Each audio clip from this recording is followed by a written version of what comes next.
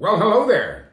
I'm Sammy Carlin, and today I would like to share with you a few things about my life. I feel like it'll encourage you, it'll encourage me. It's like therapy, right? I mean, that's what this whole thing is about: getting real, sharing experiences, helping others, learning on my part how to encourage others with experiences that I've went through that have molded and shaped who I am today. Hey, what could be better? Check this out. I was born into a situation of hostility, of volatility. There was abuse of every kind that you can think of: sexual, alcohol, drugs, physical abuse.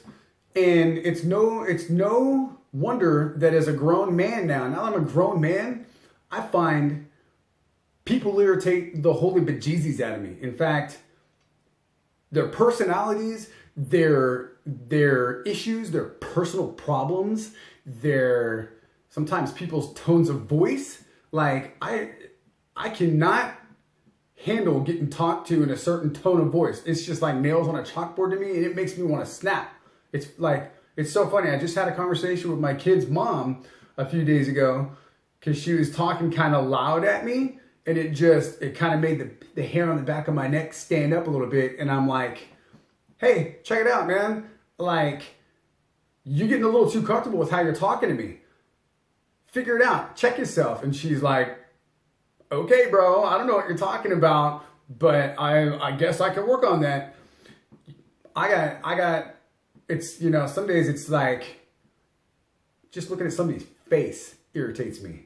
And it's weird because I'll sit there and ask myself, I'll have a conversation with myself and be like, bruh, are you legitly getting pissed looking at somebody's face? You haven't even said a word to them. They haven't even said a word to you. You don't know them. Like, what are you doing? Obviously, it is you, Mr. Sammy, who's got a personal problem happening. And those first 5 years, 1 through 5 as a kid, like, there's no way that you're not going to be shaped into who you are as an adult, with those experiences as a kid. And so, check it out. I'm on this new journey with God. I'm turning my life over to God.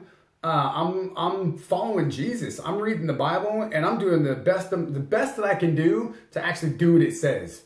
You know what I mean? Because that's the game-changing equation here. The game-changing winning number is to read the Bible and actually change your life, change the way you think. Let the Bible get into your brain, into your heart, and actually change the way you think, which changes the way you live. If you actually do what the Bible says, miraculous things can happen.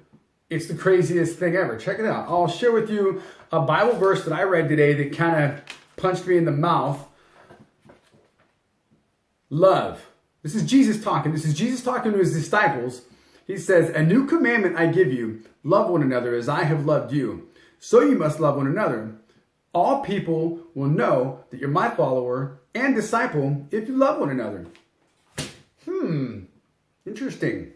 And this is like all over the Bible you read, love one another. God, the ultimate expression of being a follower of Christ is how you treat other people.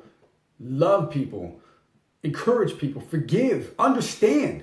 How do I know that this dude with the funny looking face who's giving me the eye isn't a product of his first 5 years growing up the same way that I am, and he's maybe got the same thing going on? A little bit of forgiveness, understanding, and love goes a long way, especially if you're gonna claim the walk of a Christ follower. Like, it has every last bit of everything to do with how you treat and how you rub elbows with other people. I'll read you another one. Love is patient. Love is kind. Love is not jealous or boastful or proud, rude. Love does not demand its own way. Love is not irritable, Sammy, and it keeps no record of when it's been wronged. It is never about who wins out. Love never gives up, loses faith, is always hopeful, and endures through every circumstance. Very interesting. So I'm thinking, Maybe I should refrain from wanting to kick the cat when she bites the back of my ankle off in the morning when I'm trying to make coffee and I'm not fully awake yet and she's violently pursuing my affection, my love and affection, and I'm not giving it to her. Maybe I could be a little bit more patient with my daughter, my 3.5-year-old daughter, who thinks it's funny to actually kick the cat and beat the cat with a broom handle. Maybe I can look at others with genuine understanding, patience, forgiveness, and maybe I can just try to be there for other people. You know what I mean? When I see somebody in need, maybe I could go the actual mile of going into action with my faith and being like, hey, what can I do for you? Like, can I help? Can I show up? Can I help you move something? Can I possibly buy you some coffee? You got enough money financially? You're feeding your kids? You're doing all right? Like, how can I be there? Hey, you know what? Let's love one another. Let's do a better job of being there for one another. I love you.